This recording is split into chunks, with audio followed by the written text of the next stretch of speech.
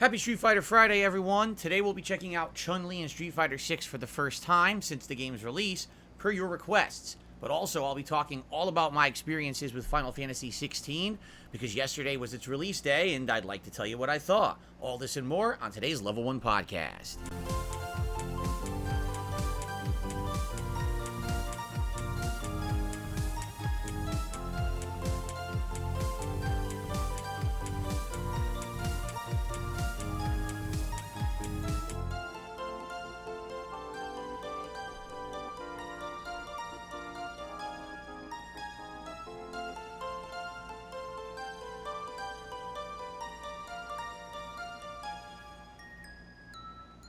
Alrighty, good morning everyone. Today is Friday the 23rd of June 2023, and I'm Darkside Phil. Welcome to the show.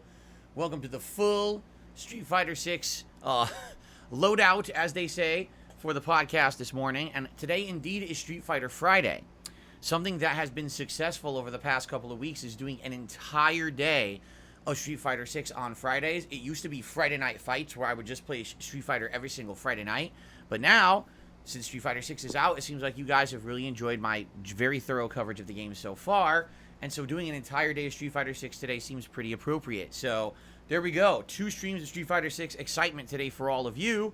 And I've been mulling it over in my head and thinking about different characters who I haven't really used yet and who I might like to use. And I thought about, characters I've faced and how they've played and some knowledge that I have of each character. And so yesterday, during my premiere day of Final Fantasy 16, which we will talk about in a few minutes here, I put up a poll right here on the community tab of DSPGaming. And the poll was, hey, I want to play a new character who I haven't really used in Street Fighter 6 yet. Who would you like to see? And the options were Ryu, Chun-Li, and Guile. And let me tell you, basically it went pretty resoundingly in a landslide for Chun-Li. It was like 50% for Chun-Li, like 25% for Ryu and 25% for Guile, something like that. So basically people were like, yeah, we definitely want to see some Chun-Li gameplay. Now, that's cool. By the way, that wasn't my only factor in determining who I wanted to use. Let's be honest, as I've been playing Street Fighter 6, I've been saying a statement more and more the more that I've played the game. It seems like there is a class of character in Street Fighter 6 that's considered mix-up rushdown. And this class of character all play almost identically. They, from mid-range, have some pretty good normals. They throw them out. If it's blocked or hit, they dash cancel. The dash cancel gives them a mix-up option. They can continue with the combo if it hit, for a hit confirm. If it didn't hit, now they have options. They could dash forward and do a hit string. They could dash forward and do like a high-low mix-up. Or they could dash forward and throw. And all of those lead to different options that allow them to continue their offense and push you to the corner. Once you're in the corner, they now have another mix-up option with wall bounces and the like. And essentially, this just seems to be a general way to play the game with certain characters. And the characters that come to mind off the top of my head are characters like Cammy, DJ, Jamie, Chun-Li, Juri, and Ken. Now, there's more, but that's just the ones that just really resoundingly pop into my head, mostly because those seem to be the characters that most people are using that are playing like this. And I've even said I've noticed that the more that I've played the game, that it almost feels like it doesn't matter who you're facing. It's almost exactly the same gameplay if they're using that class of character. Because in Street Fighter 6, there absolutely are characters that don't play like that. Characters like Honda or Blanca, JP or Dalsim. I could go on and on. These, Lily. They play completely and utterly differently from that. Okay? But it definitely seems like there's a good 6-7 characters that almost play identically. And honestly, at this point in my playing of the game, now we're over 3 weeks since it's released. Well, around 3 weeks since it's released. Actually, it's exactly 3 weeks since it's released today, isn't it? Yeah, it is. I'm starting to get a little bored when I'm playing ranked matches and I just keep facing the same kind of character gameplay. You know, you would think with a cast of 18 characters that when you go online to play the game, you should see more variety of gameplay. And honestly, I'm just not really seeing it. You know, I'll be playing a 3-hour session, and in that session, I'll only see like 25 minutes of variety and 2.5 hours of exactly the same pattern style gameplay. And it does disappoint me because you know what that reminds me of? Street Fighter V. In Street Fighter V, literally every character played one pattern.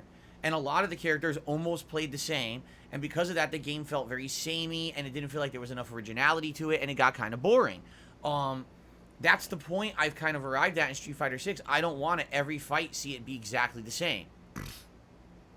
And it seems like whenever I'm doing ranked, that's what it is. It's the same exact characters being used 90% of the time, and more than half the cast very much being neglected. We'll see what happens as I continue to play, as I continue to rank up, you know. Maybe it's just because in Platinum, everyone's doing that, but then maybe if you hit, like, you know, Diamond rank, it'll change. I'm not sure. I am very quickly approaching Diamond rank with certain characters like Blanca, so we'll see what happens. But today, I will be using Chun-Li. Now, I already had played Chun-Li a little bit in the beta last year, so I already knew a little bit of basic information about how she played. What I really didn't know was her combo ability. So last night, I studied up and I watched 2 big videos from 2 of the highest ranked Chun-Lis in the world. And what I saw was pretty interesting. Basically, she has very high combo ability with dash canceling. Her dash cancels are quite good. And for me, much like, you know, other characters like I've played with recently, Blanca and the like, it's going to be a little bit of practice and muscle memory.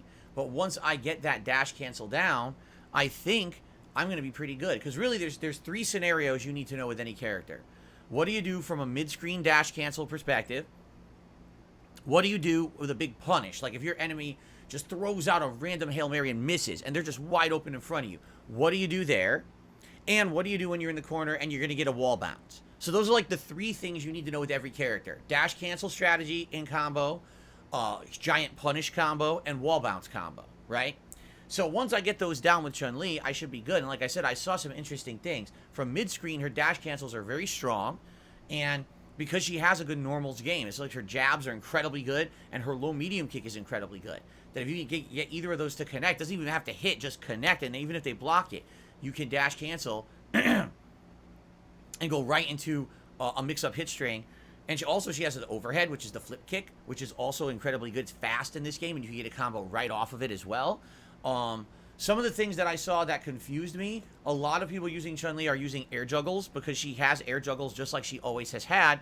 She has a down medium kick head stomp, and you can do that up to 3 times in the air, but if you do it twice, you can then do something else as a follow-up. And I believe she either has 2 air medium punches or 2 air fierce punches. I'm not sure which it is in this game. That juggle. And if you land that, you can actually do a super when you land. It could be level 1, level 2, like any super seems to work. So I need to figure that out. I need to figure out exactly what I'm going to be doing for juggles. It seems like some people even have this really interesting mix-up in the corner. So they'll push you to the corner, and it's a mix-up, and if they hit you, they launch you, because she has a standing fierce kick that's a launcher, and they do a couple juggle hits, and then they have this weird way to do a floating, like, heavy kick down, and it's almost like a mix-up or a meaty. And people can't seem to get out of it. If they try, it hits, and now you get another free combo in the corner. So essentially, if she gets you to the corner, she's got some really good tools to keep you locked and or mixed up and basically win the round. But that's what I've got to mess with today. So when I use Chun-Li today, that's what I'll be doing. I'll be going into her guide, learning the basics. I'll be going into her combo trials, learning some combos there. I already know the dash cancels from watching the video. I need to practice the dash cancels a little bit in training mode. It's like standing jab, back fierce, and then either down light kick or down roundhouse. That's what everyone's using, depending on spacing. And if you're going to continue your combo, you use down light kick and you do a second dash cancel and you continue the combo. Or if you're going to end the combo, you do low roundhouse and you combo into like spinning bird kick. So, got to see what we can do today. Will it work or not? I don't know. What we're going to do is we're going to first do the offline stuff. Then we're going to go to casual matches. We're going to play casual matches for a little bit until I get my bearings. Then we'll go right into ranked. Okay? Similar to how I did with Marisa the first time that I picked her a couple weeks ago. And we'll see how this goes and go from there. Now, today is a full day of Street Fighter 6. It's Street Fighter Friday. Alright? So it's all day long. The late stream tonight, 6:45 p.m. Pacific time, we could either do more Chun-Li. Like, let's say I'm doing pretty good with Chun-Li and I've got momentum going and I'm learning and I'm like, man, I really want to play more. Then we could do more Chun-Li tonight, and I'm okay with that.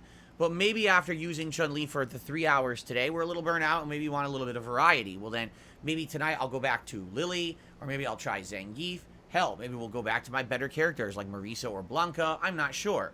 But we can think about it, you know, and decide for ourselves as the day progresses, okay? Ooh, excuse me. So let's see what happens today. But it's all Street Fighter all day long. For those who've been craving it and you haven't had it since, Tuesday, now you're going to get your wish, all right? So I hope that you guys are excited for Street Fighter today. We might as well go through the schedule for the rest of the week so you guys know what else to expect, and then we'll talk about Final Fantasy 16, okay?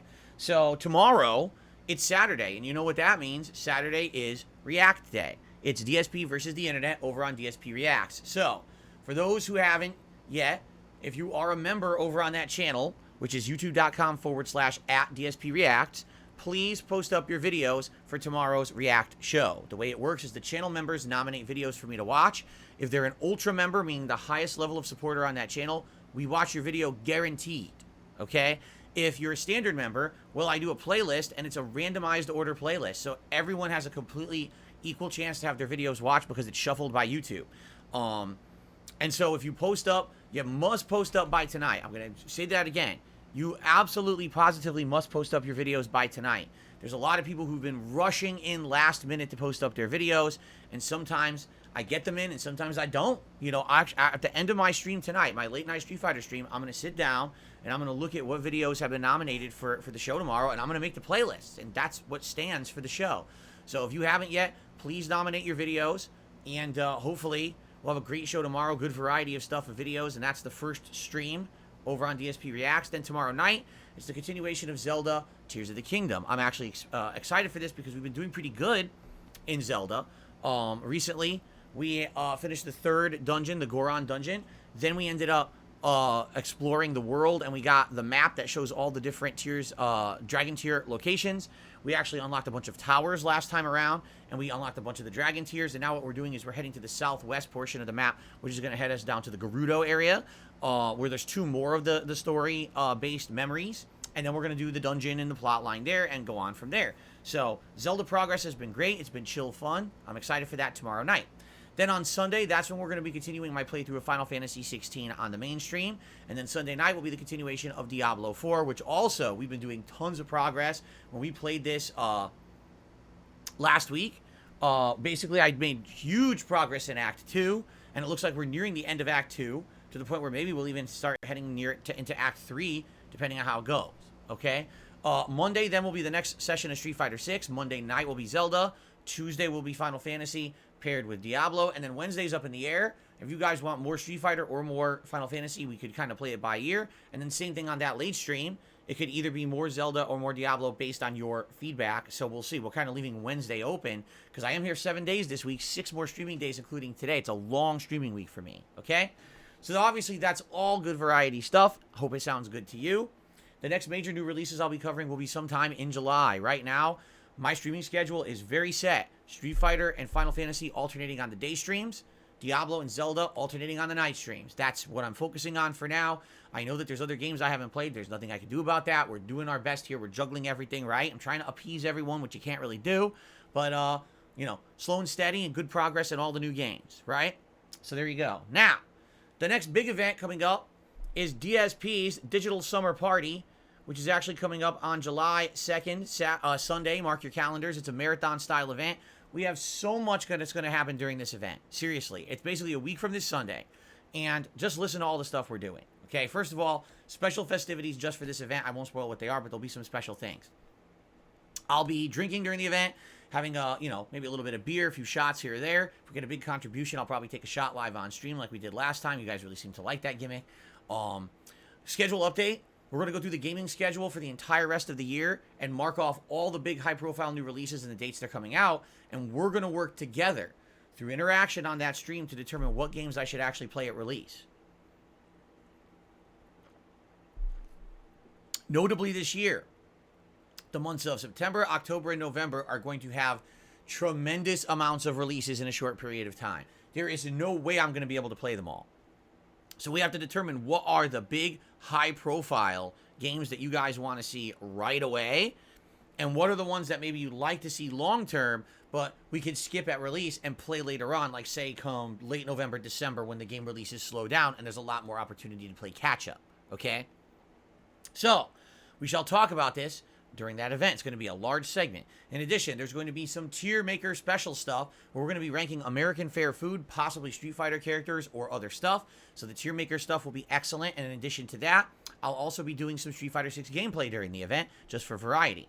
Also, my wife will be making multiple different recipes of American Fair Food. I believe she said she's going to make 2 major things and then a dessert during the event, which we'll be doing a mukbang / DSP or Feasting with Phil special, whatever you want to call it.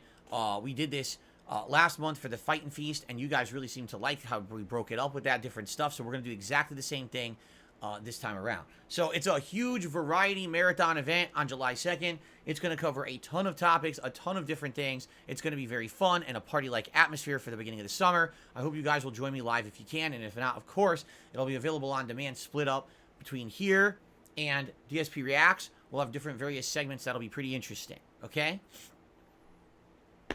Good stuff. All right, so that's coming up. Then also, in July, my next long-form special React event has been solidified.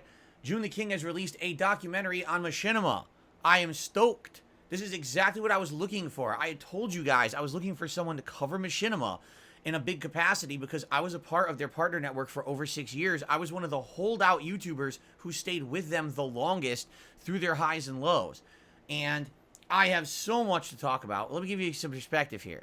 Just this morning, I opened up my email, and I just, on a whim, I typed Machinima. Hundreds of emails popped up from over the years, my dealings with Machinima, and the stuff that I used to be involved in, the way that they used to react to stuff. Basically all the supplemental information from being a Machinima partner for as long as I was. And it's all at my fingertips because I saved it all. So when we're watching this documentary, not only am I going to be able to react from personal perspective, but I might have receipts on shit. You know what I'm saying? Like, this is going to be pretty interesting. The company's out of business. There is no privacy concerns because the company can't say anything. They don't exist. You know what I'm saying? So, it'll be very interesting. I'm actually going to bring out Machinima merch and all kinds of shit for this very special event. The big Machinima React event. That'll be coming up in July. When exactly? I don't know yet. We'll talk about it. I mean, we're having a special event the first weekend of July, so it stands to reason we should probably wait a couple of weeks before I do another one. Maybe around mid-July, we'll do that. I mean, it says a get roasted Machinima. Forget roasting. How about the fucking burial of Machinima, right? Like, seriously, there was some time, it was so ridiculous, the way they went about certain things, and you're going to see one of the things they say is this frat boy culture. I mean, yeah, it was like run by a bunch of people who didn't know what they were doing, and just, oh, look, I have money on my lap, what do I do with this? Let's burn through it right away. What? Anyway, well, it's going to be a fun event, and that's going to be coming up in July. We'll talk more about it as we get to July, and we'll schedule it, and then we'll start figuring out the exact specifics of what I'm going to do during that event. But obviously, there's going to be a live react to the June the King documentary, and there'll be many other things happening then as well, okay? There you go. So that's going to be exciting in July. That's a lot of stuff coming up, right? Now, the other big event that I know for a fact I'll be doing, late August, early September, ladies and gentlemen, it is my 15-year anniversary as a content creator. As of this fall, okay? I will actually be, you can believe it, 15 years as a YouTuber and daily content creator. Every day pumping out new gameplay for you guys, sharing my life experiences with you. Yeah, it's been that dang long. And so I'm going to have a big celebration end of August, early September. It's going to be multifaceted. There's going to be a retrospective event where we go down memory lane and you guys will nominate moments for me to react to from my 15-year history as a content creator. There's going to be, obviously, probably some fun tier maker stuff. We already have a special tier maker scheduled where I'm going to rank all of the games that I said were Game of the Year or second place over the years, and we're going to rank them against each other to see if they stood the test of time. You know, there's going to be some special, really special stuff in regards to like retro playthroughs. Some of the earlier playthroughs I ever did, I'll probably go back and maybe play those games. Like, for example, Saints Row 2. I never even did a full playthrough of it. Maybe I'll go back and do a playthrough of it, right? Stuff like that. Very nostalgic stuff to celebrate my 15 years of, of content creation. So I'm excited for that. I hope you guys are too. That's some of the stuff you can plan on in the next few months heading through the summer into the fall. Very busy gaming season. All right? So I hope that all sounds good to you. And thank you for being here. Thank you for supporting the content. As you know, I'm an independent content creator. I have no partnerships, no sponsorships, no product placements, absolutely none of that. It's all about you guys watching and supporting the content every single day here on the streams and on demand. Thank you to those who have. Yesterday was a big day with Final Fantasy 16. Thanks to those who were here for the streams and supported them. Thanks to those who watched the videos, left likes, left comments on the videos, and are continuing to do so. That is critical and key to the success of this channel. So thank you for that. And thank you for continuing to support my efforts to be a content creator who basically does, what he wants and doesn't have to worry about, oh my God, I said the wrong thing and I didn't kiss butt, so I lose a sponsorship or I'm dropped from a partnership here today. I don't have to worry about any of that stuff. That's really awesome, and it's thanks to you.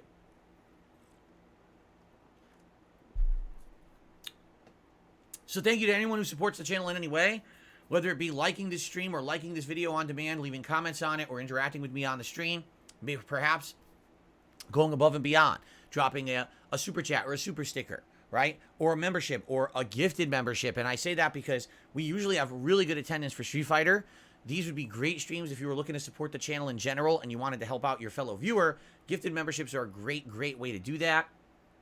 By dropping gifted memberships, not only are you helping out me and my business, but you're helping out your fellow viewer to have all these cool benefits on the streams as well. So please consider that. And we have lost a significant amount of gifted memberships in the last week, so it'd be great to get some of those back. Tips are awesome. Thank you so much. Tips have been great recently, so thank you for that as well. Those are straight through PayPal if you prefer. And just thanks in general. Remember, if you contribute during this pre-stream / podcast, I will shout it out at the end of the show. It's basically the last segment of the show is when I do shout-outs for all of your contributions, okay? Sound good? All right, excellent. Cool. Ladies and gents, I think we should talk about Final Fantasy 16, all right? So yesterday, I played Final Fantasy 16 all day long. My air conditioner's on. I'm just making sure that it's set here. And 5+ hours of gameplay. It was about 5.5 hours of gameplay when I actually added it up, all right? And a lot of people want my opinion. I already gave it. I did a YouTube short about this last night. I don't know if you checked it out. It was about a 60-second short. But I'd like to definitely elaborate more on that. Okay? So the first 2 hours of Final Fantasy 16 are intriguing because it really feels like you're watching a television show. There's almost no gameplay to be had whatsoever. The little gameplay there is just basic tutorials. And really never do you feel like you have control of any character. It's just you're along for a ride as you get backstory of this family, this Imperial family, the Ducky or Dookie or however the hell they pronounce it, and how they're part of this empire, and I guess the empire betrays them and doesn't trust them. And it really does a lot of world building with the lore of certain people in this world are called dominants, and they're the people who control these giant mystical creatures. In previous Final Fantasy games, these were actually the summons or the eidolons, and this one they're called icons. So, summon monsters like Phoenix or Ifrit or Shiva or Titan. Well, there's people who actually have these creatures tied to them, and it seems like these are integral to the way that the world is controlled in the world of Final Fantasy 16, because if you control that, basically it's, you have power over people. And so right off the bat, at the beginning of the game, there's betrayal, and there's people killing each other, and there's sexual relationships that are focused on and all of this. And the one thing that I could say, watching this intro, you're like, dude, they love Game of Thrones. They absolutely positively watched the entire show, and they love Game of Thrones, and they tried to turn Final Fantasy into Game of Thrones, okay? Now, if you like Game of Thrones, then you probably get it. If you were looking for like typical Final Fantasy fare, this game is a far departure from it, in my opinion. Now that's okay. You don't want every Final Fantasy to feel the same. But at the same time, I hate to say it, Game of Thrones isn't nearly as prominent as it used to be. If this game came out 10 years ago, maybe I would have been like, oh my God, it's groundbreaking or whatever. But Game of Thrones has kind of like been there, done that, right? And, you know, people moved on from it, quite frankly. And now this game comes out trying to be like that.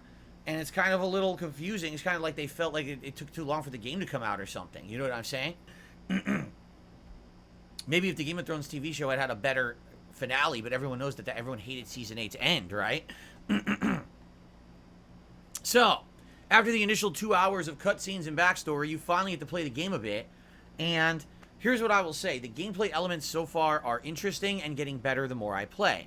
So the combat engine is kind of simplified. You've got basic combos, you've got magic spells, you got charged combos and charged spells. You got the ability to like dash into an enemy to do a combo starter, or dash to an enemy who's in midair and do an air juggle. You could do, you know, air combos as well. As you unlock new abilities, this opens up new options. For example, you can do a ground pound attack from the air as like an air combo finisher, or to bring an enemy from the air to the ground and continue a combo. You got special abilities tied to the icon who you control, and in this case it's the Phoenix. So you've got the ability to do like a flaming uppercut, or a big ability where you do like a shockwave of fire that knocks back enemies, and a spinning move that's like a big spin attack that catches a bunch of enemies in with flame attack. I would say actually there's a stagger meter that reminds me of the stagger meter in Final Fantasy 13. If you remember, in Final Fantasy 13 you couldn't really deal much damage to enemies until you got their stagger meter emptied. And then when they were staggered, now you could deal like crazy damage, and that was always the goal of every fight. It almost feels the same, except it's action-based combat rather than turn-based this time around. So you're trying to actively dodge attacks with perfect timing, and or combo enough to lower the enemy's stagger meter, and then they get staggered. Now it's like unload on this guy with maximum damage. And for now, I'm playing 5 hours in. I do have one teammate. I won't spoil, but I have one teammate who you can actually create combos with. So you can hit a bunch, then they come in and hit, and you can extend your combo and follow up. It's kind of nice, but right now you only control one character. And I'm wondering, is that it for the entirety of the game? Is that it?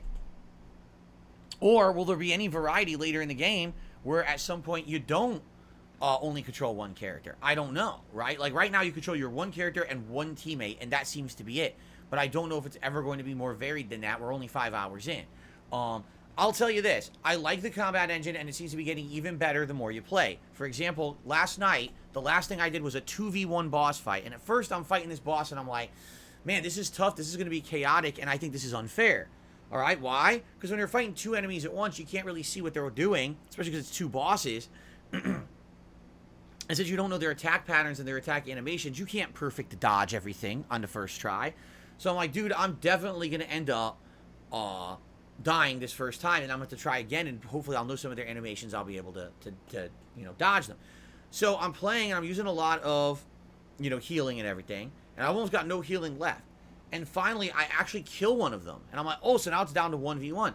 When it became a 1v1 fight, now it became fair, because now it's me against one boss. I can dodge the magic attacks. It does melee attacks. I can easily perfect dodge those, and I literally beat the boss with no healing. And I was like, dude, it was tough, by the way. But I got it done. I was like, wow. So the game kind of is a combination of gameplay of action-based games you've played before with some strategy involved from RPG style. It's kind of an interesting combat concept. And honestly, out of everything so far, I actually think the combat's my favorite part of the game. Music, pretty good as well. Although I haven't heard any tunes or anything that are like really catchy in my head that I'm remembering. But at the same time, the music is pretty good. Graphics. Here is something where I'm going to have some contention, all right?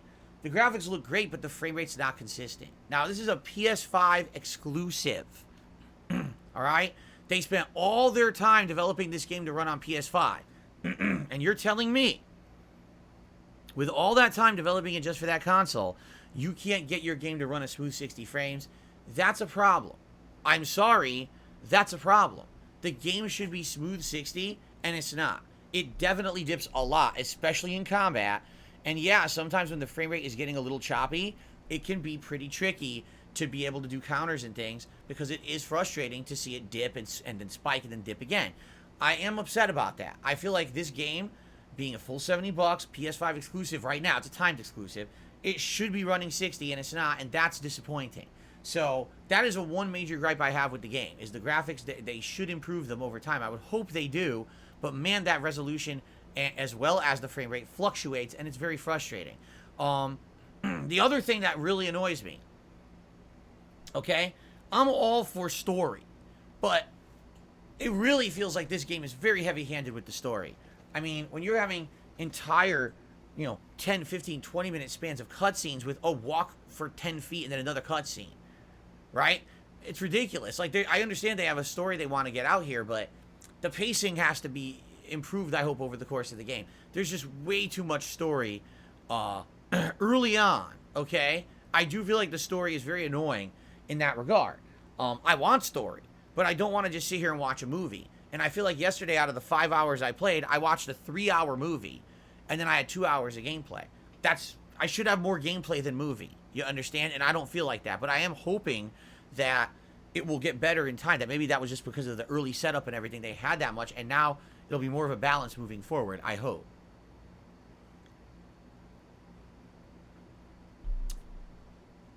So I guess we'll see. Now, the other thing, the game is incredibly linear. There is absolutely nothing optional yet. Everything I've done is you're just going here and you're doing it, right? I mean, yeah, you can spend a little bit of extra time looking around an extra corner or path for an extra item and fight a couple extra normal enemies, but there's been nothing significant with open world or exploration or anything in the first 5 hours. Now, could it be this is one of those Final Fantasy games where you have to spend 20 plus hours before you get to any kind of element of choice? It could be. Like, take a look at Final Fantasy 13. That was exactly the same, where you were stuck in a linear story for an extended period of time, but then at one point, finally later in the game gives you the element of choice. You can pick your party members, you're in an open world, and as you start to explore it, now the game opens up and gets great. Perhaps that's what we're in for here, right? Maybe there will be eventually that element, but we haven't gotten to it yet. I don't know. It's funny because I'm seeing completely differing opinions and or statements online about this fact. Some people are like, no, this game is 100% linear. And it's refreshing because Final Fantasy hasn't been linear like this in a million years. So now you get, a guided experience, but it's fun because the story is great and the gameplay is good. To which I can agree if that's the case, but then I see people who are like, no, there's open world stuff. And I'm like, wait a minute. How can one group say, no, it's completely linear, and another group says there's open world? Like, it's not possible. It's one or the other. How can people be disagreeing on this fact, So I'm interested to see what happens as we get further into the game. So far, in my first 5 hours, I've enjoyed my experience. But there were times when the cutscenes were dragging on, I was getting bored.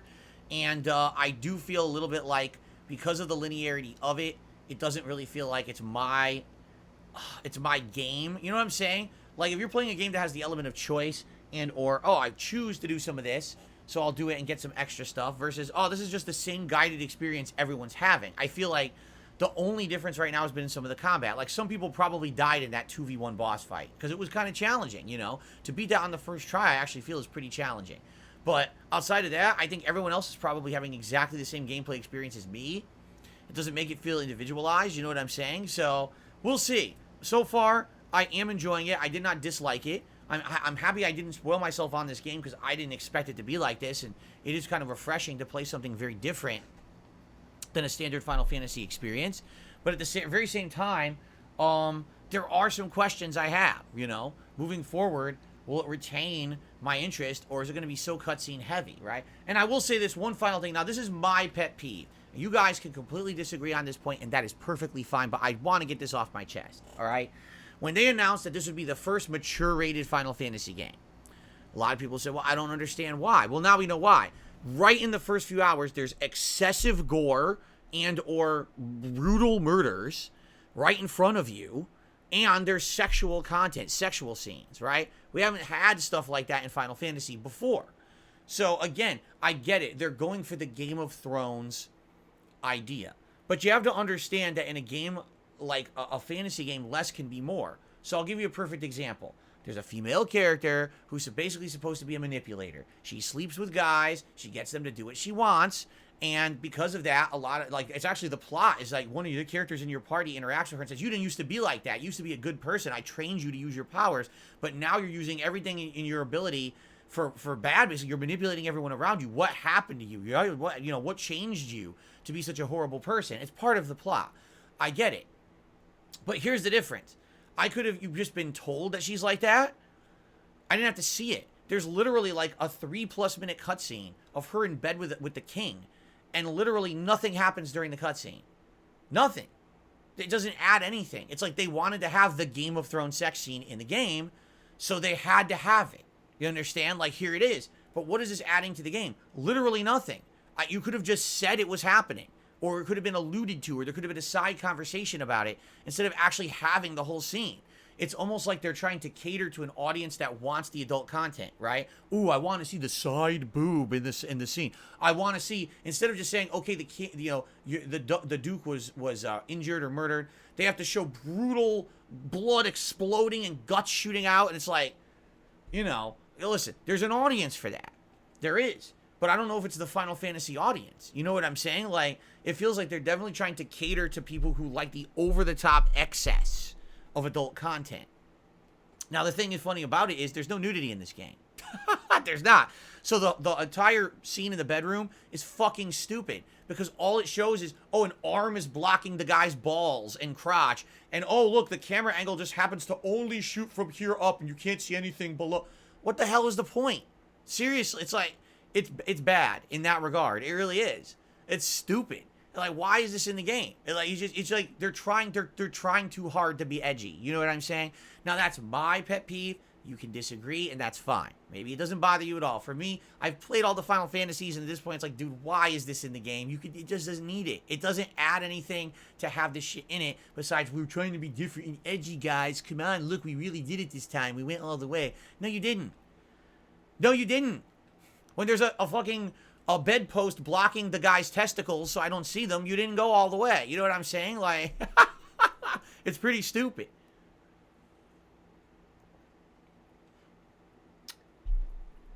Anyway, so far, 5 hours in, I am enjoying Final Fantasy 16. I'm looking forward to more. The playthrough will continue this coming Sunday. And like I said, it's going to be alternated back and forth between Final Fantasy and Street Fighter 6. So now it's not just Street Fighter 6 every day. So for those who've been burnt out and like, oh my God, you're playing way too much Street Fighter 6, your prayers have been answered. We have another game that will be alternated with that every other day. And hopefully you'll enjoy. Hopefully this will satiate the people who've been complaining for 3 weeks that I'm playing too many fighting games. But I'm continuing to play fighting games a lot. All right? I'm still planning on doing, Street Fighter Fridays, Street Fighter all day long every Friday, and I'm still planning on doing major streams of Street Fighter every other day, so that you'll have enough fighting gameplay. I'll still be every once in a while trying a new character and the like, all right? So, let's see how it goes, and, I'm excited for more to see where they go with this game, okay? My initial gameplay is already live, 5 hours. Please give it a look. If you watch it, thank you. Please remember, like those videos and leave comments. I'm telling you, engagement's very important. And I have noticed, sadly, a drop in engagement in this channel over the last few months. With all these new releases, engagement is key. Just giving a like and leaving a comment on a video actually puts it in the algorithm and lets more people find the content. So if you could do that favor for me, if you're watching my stuff, please do. It helps a ton, okay? All right. You know what's funny? You notice I never ask anyone to subscribe. I don't think I ever do I? I don't think I ever have, right? I mean, it's kind of like a no-brainer on YouTube. If you like the content, why wouldn't you subscribe to the channel? So I kind of like have just taken it for granted. I never mentioned that. I mean, you have to subscribe to talk in the chat, because it's a sub-only mode. And if you subscribe, you'll get notified when the new videos come out. You'll get notified when I do community posts of polls and things. Like, if you were a subscriber, you would have known yesterday that you could vote on that and poll and determine, who I use today in Street Fighter 6. You know what I mean? So, I basically never talk about it. Please consider subscribing if you're not. I don't know why you wouldn't. With all the content I put out, you would think being subscribed and being in the know would be beneficial, right? Okay. All right, so, yeah, there you go. Swaggin says, if you could please slam dunk the subscribe button, smash the like button, share the fuck out of your channel with your friends and family. Yes. Oh my God. All right.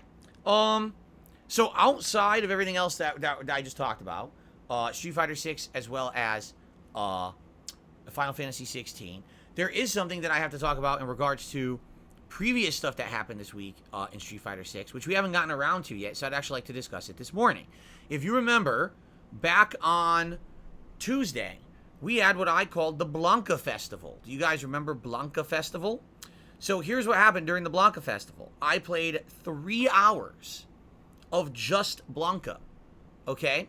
And during that 3 hours of just Blanca, I played something like 70 some matches. All right. It was a crazy amount of Blanca gameplay. And my goal was to get much better with Blanca. All right. And I actually do feel like I did. If you take a look at that gameplay, I was doing pretty awesome combos. I was doing perfect parries into juggles into level 3 supers. I was doing mix-ups. I was doing dash cancels, right? I was doing a lot that I had not done before with Blanca after having studied some high-level Blanca gameplay on YouTube. So it went well, but again, at the same time, I feel like at some point you do hit a wall, and I feel like my problem right now is execution.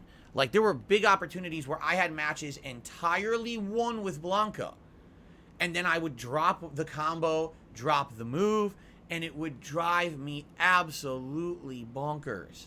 It would, like, it really, it's called being tilted. I would get tilted when I know the match is over, I know what to do to win, and I go for it, and then something doesn't happen the way that I feel like I input it, and I lose the match because of it. And that's the thing in Street Fighter 6. One wrong move, someone will hit you with one kick, dash cancel, 60% punish. And it's like, it gets to the point where it starts to drive you nuts. Like, dude, I know what I'm doing. You know what I mean? Anyway, so let me give you some statistics, because I know we love these statistics we've been studying, right? So during the 3 hours of the Blanca Festival that I did back on Tuesday, I played 73 matches. I had 42 wins and 31 losses for a 58% win-loss ratio, and I went from Platinum 3-star to a Platinum 4-star ranking. So I did propel myself into my highest ranking yet, and if I keep playing with Blanca, it's very likely I'm going to hit Diamond rank, okay? So I won more than I lost by a decent margin. Not great, but a decent margin. Overall, now with Blanca, I have 145 wins and 89 losses for a win-loss ratio percent of 62%. That's still pretty good. I think the only character I'm better with right now currently is Marisa, who's at 64%. And overall, all right, overall, I currently have 626 wins and 4,000, holy shit, let's try that again. 626 wins, 487 losses for a 56% win rate in Street Fighter 6. Okay? So, I'm still in positive, but I'm not great. I want to get better, and I feel like I'm only going to get better the more I play, the more I practice, and it has to be with characters that are the same character. And this is what you guys have to understand is I'm willing to try a new character maybe like once a week, but there's no way that I can continuously keep playing new characters and get better at the game. I have to spend time using the characters who I've already used and getting better with them. It's the only way I'm going to increase my skill level, and I'm going to get rank up, and I'm going to get more wins. You have to understand. So today is Chun-Li. We're going to check her out. I'm going to try her out. I have some ideas from things that I saw online that I'd like to use today in my gameplay, and we're going to do my absolute best of how I can do. But please be aware that Chun-Li is going to be probably the only new character I use this week, because the next time we're playing Street Fighter would be Monday, and then we're probably playing it one more time, probably like Wednesday. And so I'll probably be alternating and doing, multiplayer streams of the characters I've already used to try to get better, as opposed to constantly picking new characters. All right? So there you go. So here we go. Very good, right? Very good progress. And I'm excited to see how I do in Chun-Li today. Since I am using a new character, it means that probably I'll have a brand new chart update. Because remember, we have this chart. Is this still... Hold on, I want to make sure it's still selected. Nope, it's not. See, I unselected, or is this it? Oh, there it is. Here's the chart. This is how I did with each character the first time that I used them, right? There's some characters that I just naturally did better with that first try, while others I did pretty poorly with, right? Like, you take a look at characters like DJ. I did absolutely abysmally bad with DJ. But some characters I've actually gotten much better with over time. Like, for example, at first with Lily, I was way low, but now with Lily, I'm actually a overall positive record and doing much better with Lily. Minot as well, or not Minot, Marisa as well. At first, I did decent, but now I'm doing, like, really good with her. So I'm curious to see how I do with Chun-Li today, all right? And, it's going to be exciting. She's faster paced. She's got a lot of combos and stuff. Should be neat to see how it goes. I hope that you guys will put up with a little bit of the slow going when we start until I get into the groove of things. But I think, you know, like most characters, if I get into a rhythm of what I'm trying to do, I think that I'll do pretty good. For me, the one thing I don't understand right now is the air juggles. Like, I know she could do a couple, like, head stomps into the double punch, and then you could do, like, super after. But it seems like there's tricky things with positioning where you can lead to mix-ups and cross-ups, and I don't know those. And I think that's going to be a lot more just kind of messing around, dabbling with it myself. So, the Kurt Russell's correct. The Kurt Russell says, can you check your inputs in game when you feel you dropped an input? It might show that you input a completely different move due to input leniency and input device. No, I'll tell you right now. When I'm playing this game online and I say, oh my god, I want standing roundhouse anti-air, and I get a special move instead. Here's what's going on. This game has incredible input leniency. More so than any fighting game before it from what I've seen. Like, you can do a special move, hold the direction for almost a full second, press the button, and the move will still come out. It like charges moves after you've input them.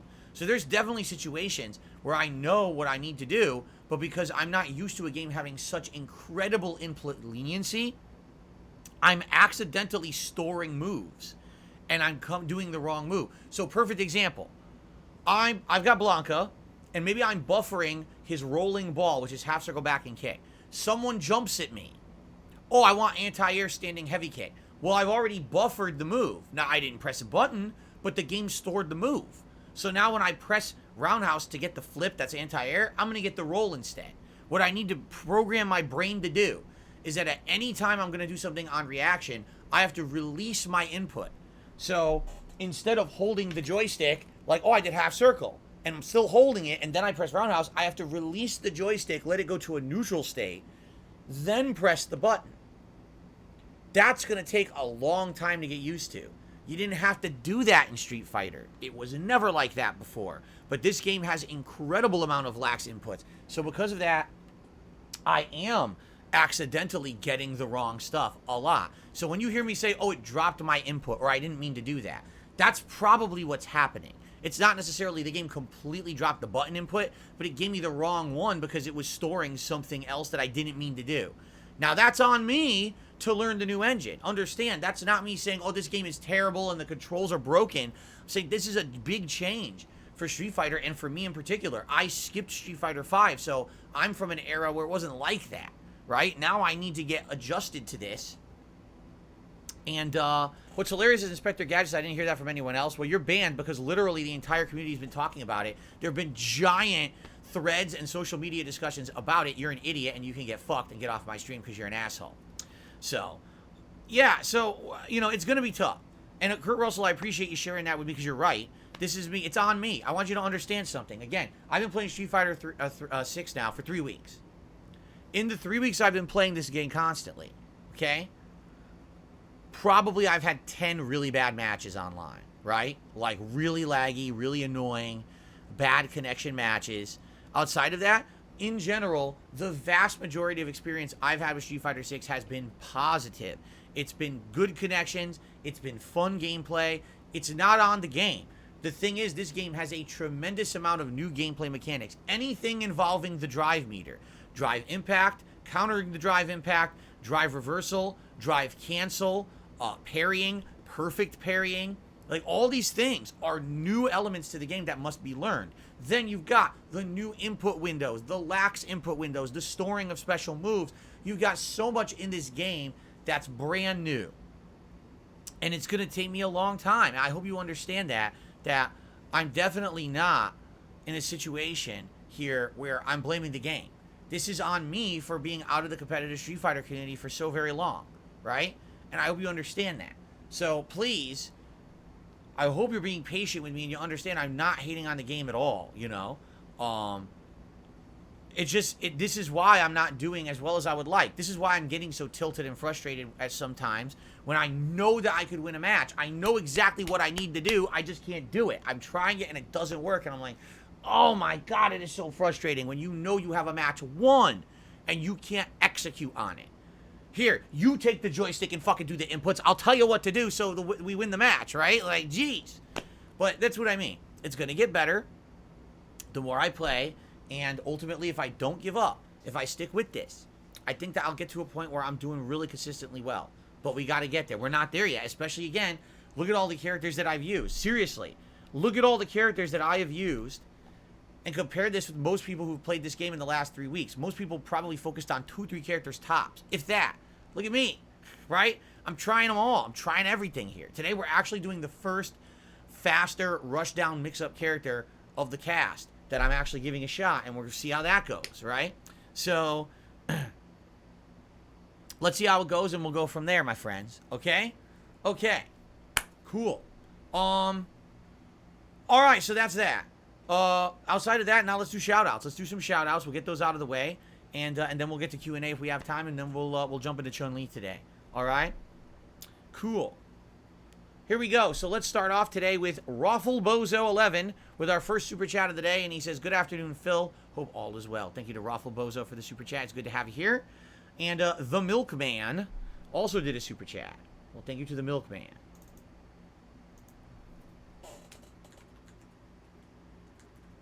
Appreciate that. That's the latest one.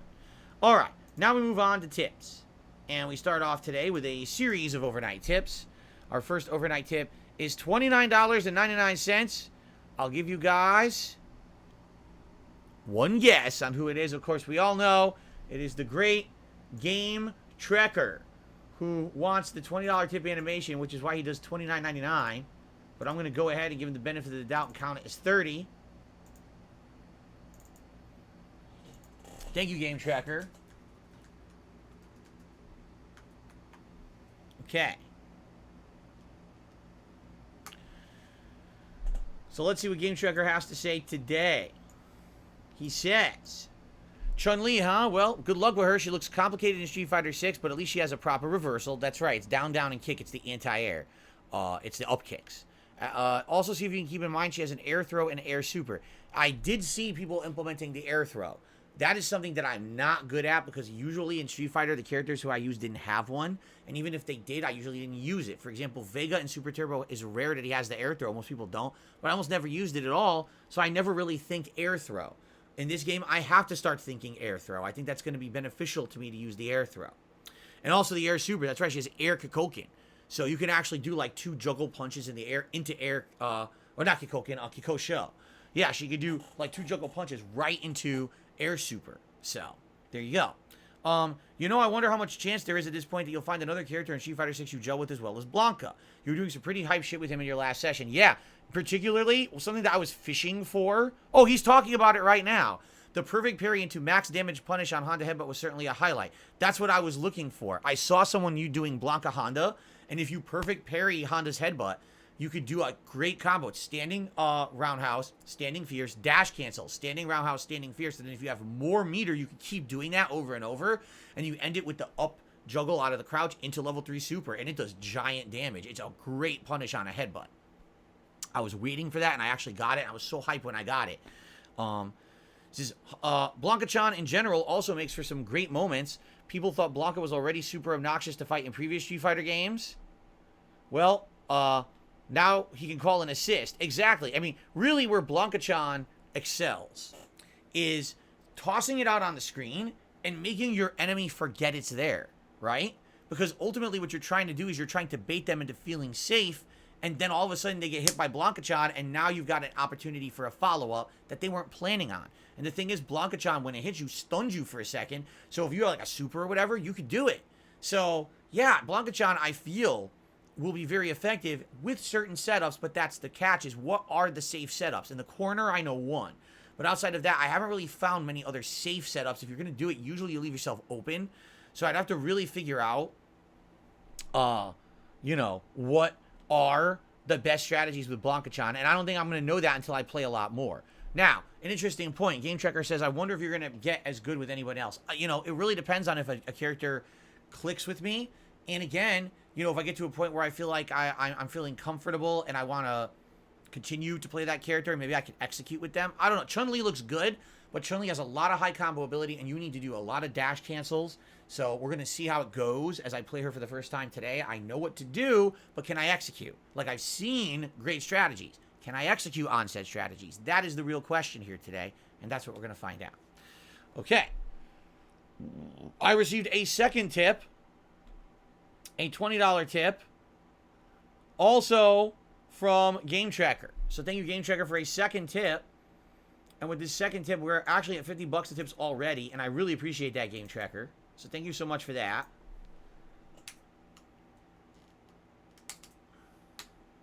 Which means it is indeed Gunnar Glass's time.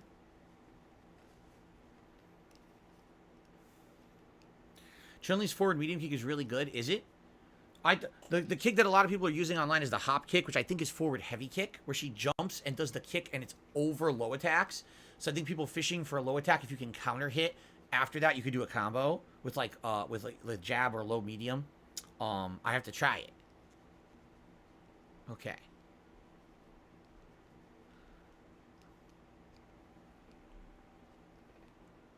Here we go. So, Game Tracker with the $20 tip says, okay, I'm actually going to be asleep during all your gameplay hours today. As a result, I'm going to send this tip now. I won't be able to time it to count for your second stream. So basically, he wanted to do a tip for the second stream tonight as well, but he won't be around. Gotcha. Maybe that's for the best. I want to talk about what deserves a little discussion. There's someone named Sajam, S-A-J-A-M. I don't know how to say his name. Sajam. A prominent fighting game player. He mentioned in a video, pros have been noticing something funky about Street Fighter 6 input reading. I hesitate to slightly say this because I don't want to give you more reason to blame the game. At the same time, it looks like something actually is off about the way Street Fighter 6 handles inputs. Turns out it's probably not just you. Examples Sajam gave include simply trying to throw a fireball after a backdash, but you get a super instead. Also, simply trying to walk up and press crouching heavy punch, but you get turnaround dragon punch because the opponent jumped over. I've 100% noticed it. 100%. I think it's something to do with store. Is it Sajam? People are saying it's pronounced Sajam. Thank you. I've never heard this person's name pronounced before. Sajam. Okay. So, yeah, my take on this would be it's because this game has incredibly long stored inputs, right? In a normal fighting game, if you walk forward and someone jumps over you and you want to do low fears, you would just press down in fears. In this game, it's still reading your input as if you're walking forward when you go down in fear. So now it's doing, oh, you did a move, but you didn't. It almost feels like the game is absolutely requiring you to release your input till it goes neutral, then do the next input. You can't just go from one input to another. You have to release for like a fraction of a second and then do your next input. Because I agree, there's been times where I'm mid-screen and I just want to do a single button input. And I do it, and the game gives me a standing super. Standing super? That's a double input. How in the holy hell did it read my standing input as a double input? So, you know, it probably is a factor. And again, I feel like that's something that in time, you just need to learn and get better at. We're all people who've been playing fighting games for so long, and we're all from different eras of Street Fighter and different walks of life playing it. Some people who play Street Fighter 5, maybe they're used to more like that. I don't know. People who've only played older games might be a little different. People who, you know what I mean? So I guess we'll see. But I definitely feel like there is something there that they've changed, and it makes input problems happen, you know?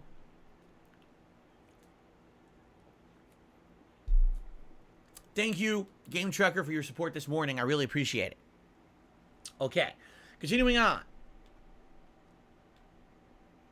I received a $3 tip from Shit Swirls.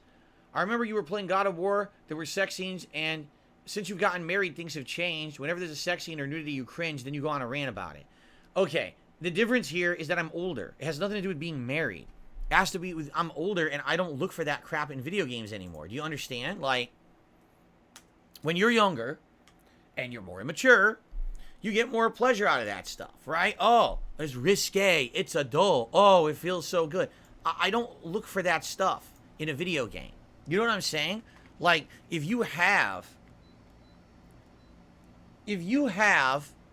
sexuality in your life in a way that you enjoy, in a way that you're very satisfied with, you don't then have to go search for sexuality in video games. I don't play video games for sexual content. I play them for gameplay that's enjoyable. I play it for good stories. I mean, it's okay to have romance in a video game. That's perfectly fine. But for example, the scene that I referenced yesterday in Final Fantasy 16 was literally superfluous to anything. It wasn't needed. It didn't prove a point. It literally could have been explained in a sentence. But they had to show the scene to appeal to a certain audience. Do you understand? That risque audience looking for the adult content ate it up and gobbled it up. Oh, I love it. The adult Game of Thrones adult content. You see? When I was younger, what was I doing on YouTube? I was trying to cater to a young, immature audience. I constantly was making sex jokes, racial jokes, gender jokes. I was doing these jokes all over the place to constantly fill dead air and entertain an audience that otherwise was pretty immature, and they ate it up. They loved that content. That's who I was appealing to. Today, I'm 41 years old. I'm not looking to appeal to a bunch of teenagers. If you look at my actual analytics on YouTube, I have very few young viewers. My viewers are usually in their 20s to 30s, and some in their 40s, like me. That's my age range that I'm appealing to. I'm not appealing to young teenagers. Those people are going out and watching the memesters. They're watching the fucking popular streamers, the drama queens. They're watching bullshit content. That's what appeals to them. The immature shit. That's the kind of shit I used to put out 10, 15 years ago, and I don't anymore. You see, I've changed. I feel for the better because I've grown and matured as a person and a content creator. That's nothing to do with being married. It has to be just getting older and wanting to put out something that you feel is more meaningful to yourself. Do you want to know the truth? It was actually cringeworthy when I had to do that content constantly. It was. It was actually like taxing. It was boring. I gotta play another game and I gotta constantly keep making sexual comments, right? And here's the other funny part about it too. Back then, everyone criticized me for it. I'd say probably around 2012, 2013, when the "this is how you don't play" movement started. One of the big things everyone made fun of me for was that content. Oh, he's always wants to talk about sex. He always wants to see the sex scene. He always has to over-sexualize everything, right? So everyone told me I was wrong for doing it. So over the years, I change, I mature. I phase out that kind of talk and that kind of any kind of seeking that in video games, and I criticize when it's in it because I feel it's superfluous. Oh, so you changed for the worse. Wait, what? This is what you told me to do because you said that I was immature and that the content wasn't good enough. So you even made fun of me and this is how you don't play and everything. So I changed directly based on your criticism. I improved. Now I changed for the worse. So what the fuck are you talking about? You can't have it both ways, right?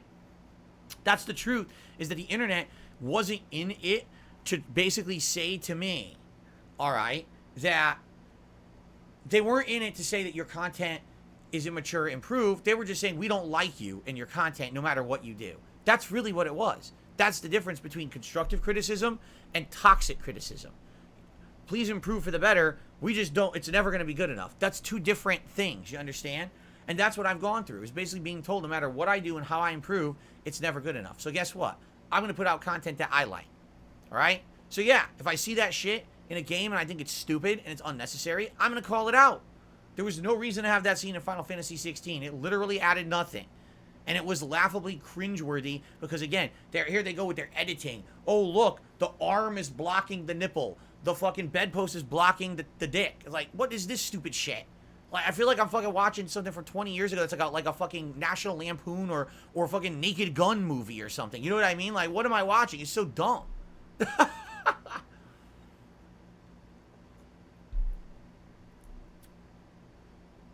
Anyway, that's my opinion. Let's continue.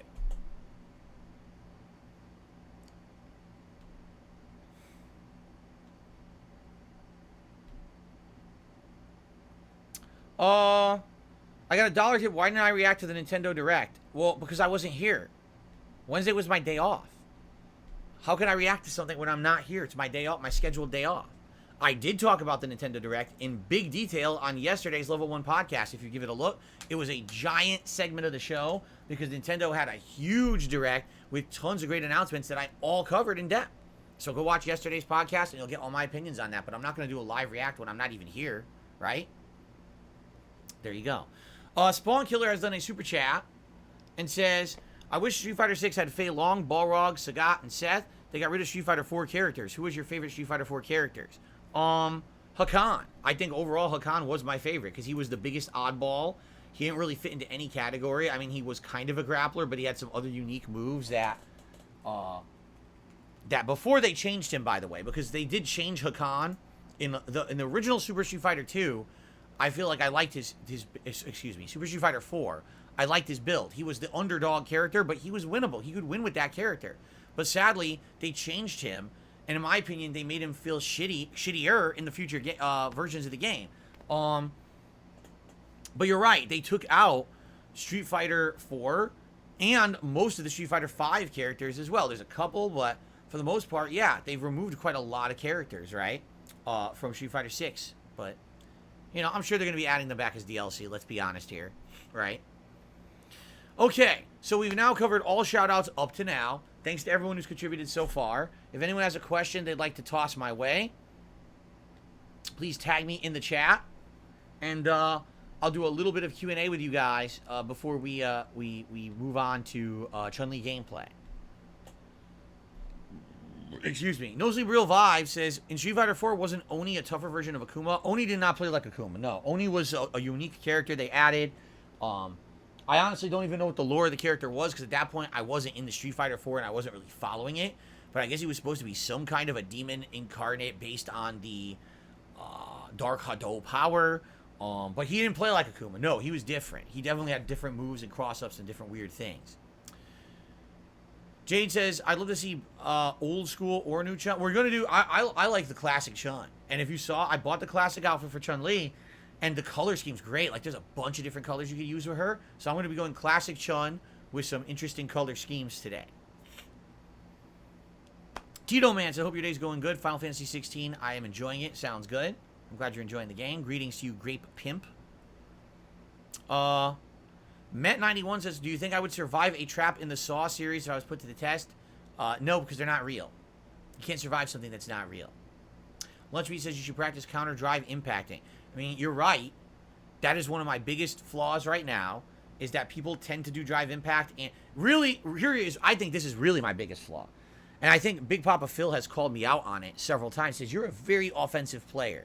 Like, you try to go on the offense 90% of the time, and because of that, you leave yourself open to drive impact. And he's right. I tend to play very offensively when I play these games, and because of that, I'll throw out a move that is very susceptible to drive impact spam. Now, some people are like, well, you could easily counter hit drive impact with your own. You're right, but you're wrong. If someone just throws out a random drive impact and you're not committed to a move, then you could easily do your own drive impact and hit it back. But if you're in the middle of a move that is not a cancelable move, so for example, Dalsim, if you're doing standing medium punch with Dalsim, it's not cancelable. If they do drive impact, you're getting hit no matter what. There's nothing you can do about it, okay? So you need to have a situation where if you're going to throw out a move, that move is cancelable so that you can do your own drive impact, you see? But then you're limiting your moveset to only cancelable moves, and, you know, see what I mean? So I absolutely agree that I need to improve my drive impact game. I need to read it more, I need to bait it more, and I need to counterattack it more, right? 1,000,000%, this is truthful. With Chun-Li, here's the good news. She has a ton of moves that are 2-in-1 cancelable. Low medium kit, standing jab, standing medium punch, crouching jab. These are all moves that are regular good normals for her, and they're all cancelable into drive impact. So if someone tries to spam it, likely I'll be able to counter hit it a lot. And she has some pretty good combos I've seen. It's like either standing roundhouse sweep into spinning bird kick and up kick, or like I've seen like variations with like different first punches into the sweep into that. So she has a good punish combo after drive impact that does lots and lots of damage. So as long as I practice a little bit, I think we're going to be good today. We'll see what happens, okay? That's true as well. Big Papa Phil says also a bunch of her normals cancel into lightning kicks, and those beat drive impact. You're right. I remember that from the beta distinctly, that she could cancel into lightning kick constantly, and it would stuff the drive impact spam. Yep. Spawn Killer did a $2 super chat. Was Seth the most powerful character in the universe? No. Seth was a attempt to combine the powers of all the characters in the Street Fighter universe into a super being, and their idea was that they were supposed to take M. Bison's soul and put it from his failing body into Seth, and he would be like the super ultimate fighter of the planet. But what ended up happening was Seth somehow got an AI in him, right? His own personality, and he broke out and started doing his own thing. So it didn't work, basically. It was like kind of backfired, the plan to make the ultimate fighter. But no, he was not the most powerful character in the universe because he was flawed. Maybe if Bison had gone inside of him and the insight of the fighting skill of Bison was in Seth, then he would have been the most powerful character. But no, it never happened. It's a pretty interesting anime-like plotline, wasn't it? Okay. The Dan Man says he's on vacation in Mexico. Well, congrats. I hope you're having a good time in Mexico. Am I a lore master of Street Fighter? No, I am not. I know some. I don't know everything, but I share what I know. Jade says, how about Chun-Li's black color outfit? She has one in Classic. We'll take a look. I remember there was a red one, a green one, probably the black one. There was a few colors that I really liked. We'll take a look today. We'll see what she has. Happy Friday to you, Mango. How are you? Good to have you here. No, I've never ridden in a plow truck, Willow. No, never ridden in a plow. Met91 says, to be fair, games are not real like fiction and movies, but we'll go into long discussions about them. Huh? Not real like fiction and movies.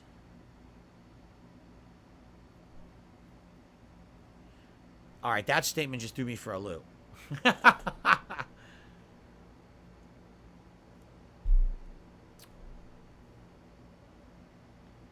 Would nerfing jabs and drive impact improve gameplay?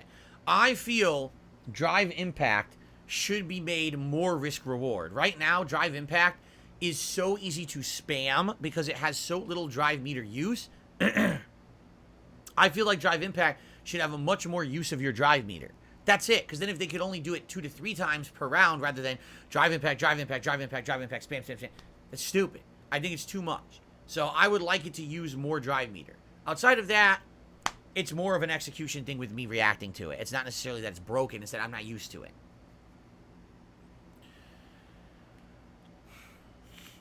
Oh, Met91 said, I'm replying to your answer about the Saw movie. Oh, that went right over my head. Sorry about that, Met91. No, you cannot call me pale. Why would you call me pale? Doesn't even make sense.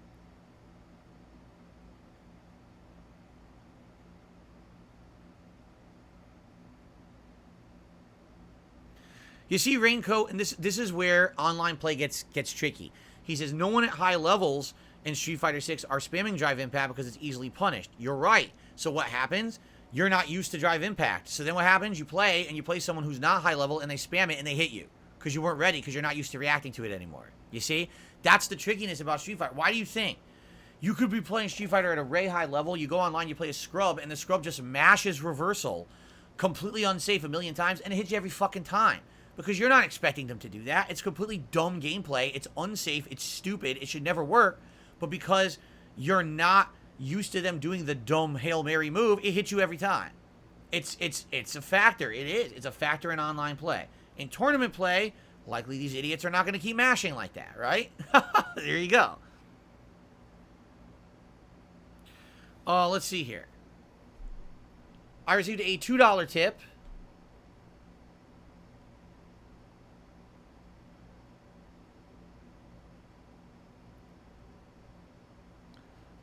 Okay, someone says, I'm enjoying your content so far. I like your Dalcy matches. I'm trying to learn Street Fighter 6. Can you explain what people mean with option selecting and frame advantage? Well, it's... who's your favorite character in Street Fighter 6? Thanks. So here's the deal.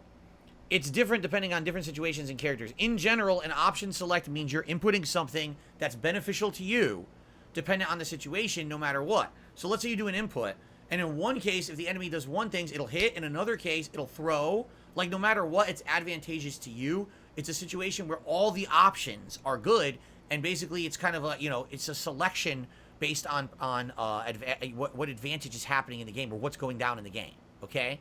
That's essentially the textbook definition of an option select, but it's been very different in different video games, okay? It's changed in fighting games depending on situations and gameplay styles, because option selects are different, say, in one version of Street Fighter versus another, or versus like Tekken or 3D versus a 2D game. They're all a little different, okay? But an option select, essentially, you're in a situation where you can do something that gives you advantage, and there's multiple options and ways that it can unfold all in your favor, okay? Frame advantage is basically when you're doing something where you're going to have the advantage over the opponent, and you're going to be able to react before they can.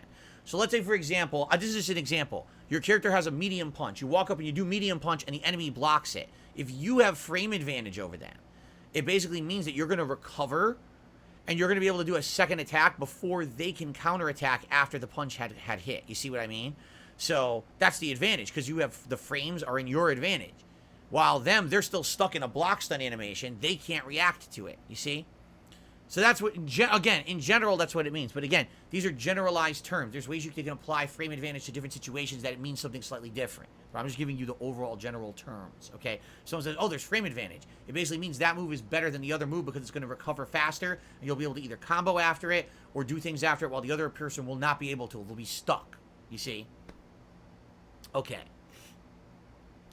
Okay. And by the way, who's my favorite character in Street Fighter 6 right now? Who? You know, if you're talking win-loss record, it's Marisa. But if you're talking fun factor, I really like Blanca and his mix-up options and things. Man, it's a tough call. Here's the truth. I like Dalsim. I just suck with him. Like, I actually like Dalsim. I find him very fun. When you get things going with Dalsim, with the trickiness of his fireballs bouncing and mixing up and doing these combos and counter hits, I like it. Sadly, I'm just not that good with them. I would need way more practice, you see?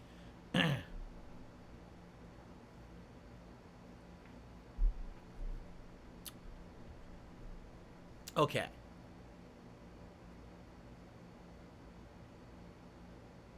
Okay. That was the shout out. Okay, I'm making sure I did everything. Shouted that out.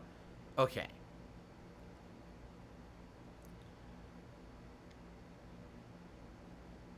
Yeah, I just need more practice in general. Dabhan says you need more practice with Dalsim's teleports and you'd be fine. I just need more practice in general. You know, I did that whole day of Dalsim, but it was a stressful day where already I rushed home because my internet was out, and then I wasn't really mentally prepared, and I jumped in. I lost a ton. By the time I was getting my stuff going, I was getting frustrated, and yeah.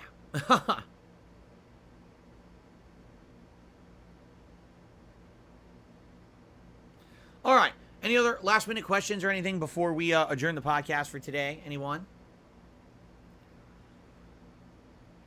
Okay.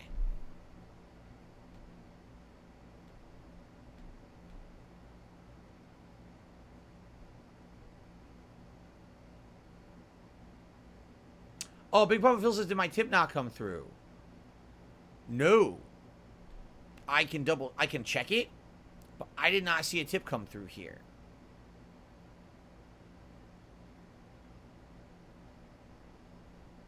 Let's see. I got $1 tip. Says, thank you for your answer. I feel like I've learned something. Keep up grinding. Good luck with Chun-Li. Well, thank you for the $1 tip, whoever that was. I think that was the person who asked the question about fighting game terminology. No, Big Papa Phil, I can manually check. It's weird because other people's tips are coming through, but yours has not. Doesn't mean you didn't tip. It means that basically the notification isn't coming through. Let me double check. Let's check.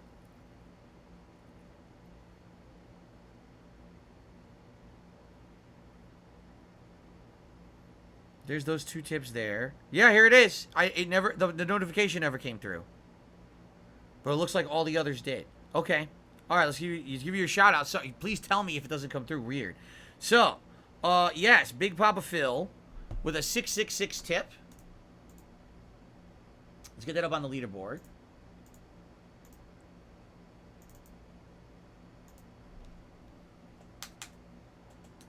He says the following. Excited for Chun-Li gameplay. Something important for Chun to get you off the right foot. Check your spacing. Be ready to anti-air. Don't let opponents jump on you for free. Stay solid with anti-airs and spacing. Well, her best anti-air is up kicks. I got to figure out which is the best one. Because I don't know which one has true invincibility or which one I should be using. I got to figure that out when I do her guides, right? Once jump-ins are shut down, you can then play solid neutral and use your pokes to get into combo range or dash cancel into a combo. Remember to cancel your block strings into dash drive impact when you corner the enemy. They're usually unprepared for drive impact when you hide it at the end of a block string. Mix up your corner pressure between throw, normal into the combo, and block string into drive impact into a big punish combo. Correct.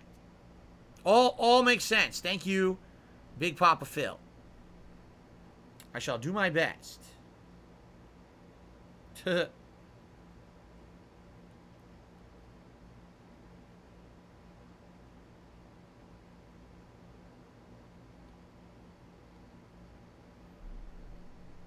Let's see here. Felix the Maid says, do you like Twilight movies? I've never seen them. The Damn Man says, how can you read names like Big Papa and not laugh when saying them? Because at this point, I've been on the internet for 15 years doing this. So, you know what I'm saying? Like, nothing affects me, really. Every once in a while, there's a ridiculous one that does, though. How do you get counter hit when you do nothing? Well, it could be a lot of things. I'll give you an example, right? let's say I am in the middle of getting ready to do a move, right? And then the opponent comes at me. Well, now I'm transitioning from in the middle of, oh, I was going to do something to block. It could be that I'm not blocking fast enough. And therefore, the game is still reading the input as if I was in the middle of do something, and then it'll say counter hit. Right? Could be. Or it could be, like I said, the storing of moves could lead to that as well. If it's storing a move. Right? Alright, this person's just a troll. I'm just going to get rid of them. They're being stupid. I'm trying to be serious, and then they say something dumb and insulting, so I don't even know why I bothered. Why did I even bother trying to be, like, serious about answering a question from someone who's just a moron who's not going to pay any attention? So, okay. Great waste of my time. What was the last dessert that I had? Oh my god. What was the last dessert that I had? Carrot cake on my birthday? Yeah. Carrot cake on my birthday. Would have been the last dessert that I had. Mm-hmm. There you go. Had I ever had Scotch whiskey before? I'm sure I have, but I don't remember. I don't really drink whiskey that often at all. I like it, though. The problem is with whiskey is that because it has all that shit in it, right? It's got, you know, so many different flavors and things in it. Typically, the more that's in a liquor, the worse you have for, like, hangovers and after effects. So I like whiskey, but, man, I feel like whenever I drink it, I end up getting a headache. So I don't drink it that often. Okay. Yeah, we don't have any chocolate in the house. Someone just said you abstain from chocolate since your birthday. We don't have chocolate in the house. If there's no chocolate in the house, I can't eat chocolate. See? It's that simple. No temptation. Jade says, will we see Jasper today? Nope. Jasper, you know, my wife's actually home from work today, so no Jasper today. Okay. JDTV is still addicted to Diablo 4. Man, you've been playing it nonstop, huh?